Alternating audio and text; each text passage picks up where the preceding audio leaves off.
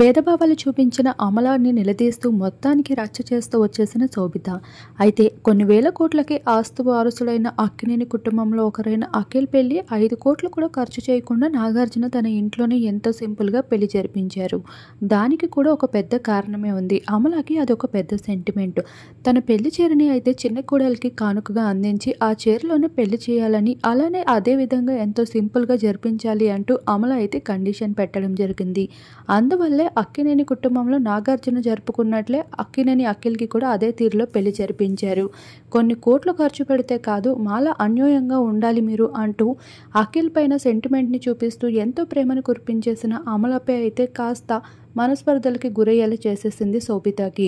ఇక చైతన్య విషయంలో చూపించని ప్రేమ అఖిల్ విషయంలో చూపిస్తూ రావడంపై అమలపై కాస్త దూరాన్ని పెంచుతూ వచ్చేసింది ఆ శోభితకి.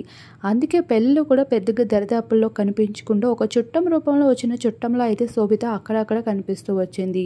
అలానే పెద్దగా ఈ పెళ్లిలో ఇన్వాల్వ్మెంట్ కూడా లేకుండా అయితే శోభిత ప్రవర్తించింది. ఇక రిసెప్షన్ని కూడా ఎంతో గ్రాండ్గా చేయకుండా ఎంతో సింపుల్గా అయితే జరిపించుకుంటూ వచ్చేస్తున్నారు. ఈ విధంగా అక్కినేని కుటుంబం ఎంత మొదలైపోయేవి అసలు.